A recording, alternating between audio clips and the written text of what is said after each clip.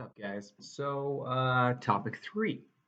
Today, I wanted to talk about human reasoning, and one of the primary reasons that I like to do this stuff, that I like to talk online, that I like to, have spirited debate online. I know that some people, they see debates and arguments online, and if they're not really about that, they think things like, those guys just they like to argue, or they just they want to fight about something. That's probably true for some people that do it, and I won't even deny that there may be an element of that in me that I'm unaware of, but it's certainly not my conscious reason for doing it, and it's not the primary reason that I do it. The primary reason that I like to discuss topics online, especially with people that I disagree with, is because of how human reasoning works. So, I've read a large number of books that have pretty much suggested the short version being humans are much worse at reasoning when we are left by ourselves or to our own devices. We like to think that humans are really good or smart, that if we just sit there and think really hard about stuff, that we are going to come to accurate conclusions. And there's a lot of research out there that shows that that is completely incorrect. When we are left to our own devices or by ourselves, we don't reason very well. Where we do reason well is when we engage in thinking with other people, specifically other people that disagree with us. So when you are surrounded by or commonly engaging with people that are approximately at your same level, in other words, you're educated about the topic, they're educated about the topic, but you disagree, or at absolute least the other person is willing to challenge your thoughts and you're willing to challenge theirs, that is when humans come to particularly good conclusions. Not necessarily right away and not all the time, but most good human thinking comes out of debate, discussion, uh, rationally challenging each other, many minds coming together that do not agree, at least at the beginning, on the conclusion or at absolute least the details. That's how we discover good conclusions. It's not on our own. It's not sitting there, um, you know, coming to revelations or reading a book in a corner. In general, that's a very poor strategy for coming to truth. The way that we come to truth is by discussing with other people that disagree with us. Now, I prefer respectful debate with other people that are approximately at my same education level on the topic because I think that those discussions are more productive. You're more likely to charitably hear your opponent's perspective on things. You're more likely to, you know, hear what they're actually saying, to ask them for sources, to genuinely read their sources and their arguments, and admit that you're wrong in some way or another if you are. When things are not respectful, I find that people get overly defensive. They reject good points just because it's made by the other person. They ignore good evidence just because it's raised by the other person. Um, I don't find that that is particularly productive. So I think that the key to seeking truth is constant, respectful engagement or debate with people that are educated on the topic, just like you, but disagree with you. That is crucial. One of the better anecdotal examples that one of the books that I read on this topic brings up is Isaac Newton.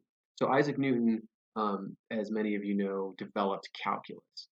Uh, when he was developing calculus, however, he was constantly being challenged by other mathematicians. He knew that his work was going to be scrutinized by people who were very educated.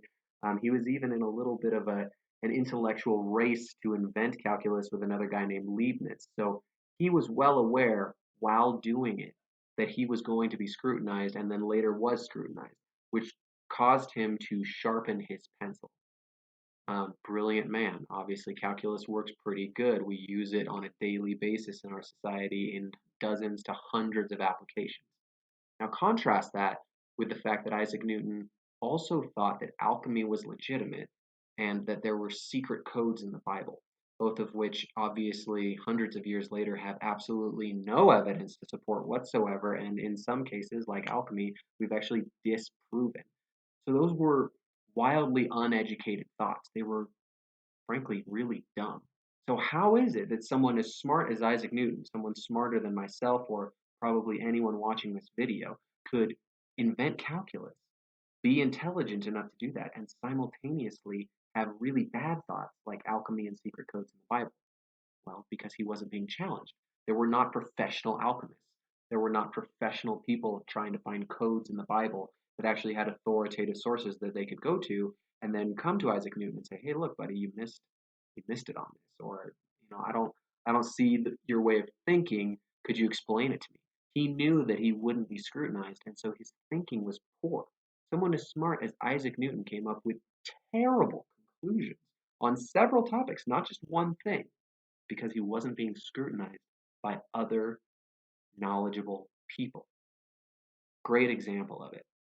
Um, Another example that I have a personal theory on is girls and astrology. Now, I know that lots of people believe in astrology, not just girls, but in my experience, it's much more often females, and it's much more often very attractive females. I don't have data to back that up, admittedly. If someone could prove me wrong on that, I would happily admit that this theory is bunk. But in my experience, attractive girls believe in astrology a lot more than either males or less physically attractive girls. And this fits in perfectly with my theory. The reason for it is that attractive girls are generally not challenged as much by their friends or by other males because people are looking to seek favor with them. Guys want to sleep with the girls. Other girls want to be friends with them because it raises their status by proximity. Um, Physical attractiveness really does get you farther in this world, partly because people let you get by with things that they wouldn't let you get by with if you were less physically attractive. They let it slide because you're sexy. And so they don't criticize you as hard. When you raise your ideas about things, people are less willing to say, well, hey, wait a minute, I don't know about that.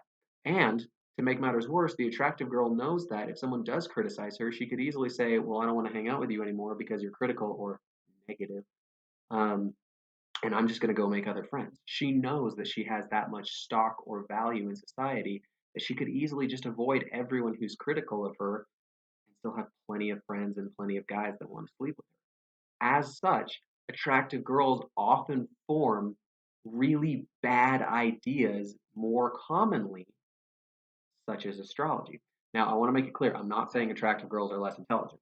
Not at all. They're just as capable, just as intelligent, just as likely to do amazing things in life. I think that attractive girls often go on to be very accomplished. But I also think that on average, they have shitty ideas like astrology more than less attractive girls and more than men. And I think that the reason for that is they are criticized less as a byproduct of their sexual attractiveness. Um, Kind of a side tangent, I'd love to hear your thoughts on that theory, because that is admittedly something around this topic that I am less confident in than everything else that I've said. It's just a little pet theory of mine. Fits the data, but there's some holes there that could use some filling in or could be proven wrong depending on what you guys raise. So, full circle, that's the reason that I think that it's important to debate, and I think that it's important to not lock yourself in to these little echo chambers where everyone around you agrees with you. If all of your friends and family agree with you, you're not going to develop very good thoughts. You're not going to grow. You're not going to realize that some of the thoughts that you have are bad. So if you're the type of person who on Facebook or on Twitter or whatever posts something and let's say you're left wing and all your friends are left wing and they like your status and comment your status, you're probably not posting particularly intelligent stuff. You might be right, but it's probably not super refined or intelligent, and you're certainly not going to see the flaws in your thinking if they are there. Same thing with a right wing person. If you post right wing thoughts all the time, and if all your friends are like, yeah, Trump, or, pro life stances, and they're liking it, and you don't have anyone critical, your thoughts are probably not particularly intelligent. Even if they're right, they're probably not really well defined. You're not looking for the potential errors that might be there. So surround yourself with people that disagree with you politely, preferably, in my experience, but nonetheless, that say, hey, that's bullshit. Or, hey, I think that you're wrong on this. Find people that are intelligently critical of you. It will help you, it will help them, and it will help the world.